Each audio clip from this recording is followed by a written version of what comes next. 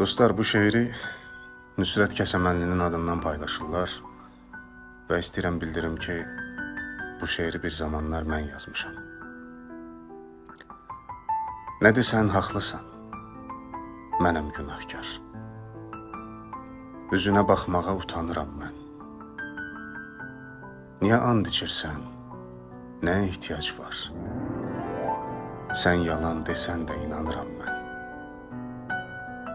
Demə ki, xoşbəxt ol çat arzu kama, çılğın gəncliyimin sönən dəmidir. Bu sanki gözü kör olan adama gözün aydın olsun demək kimidir.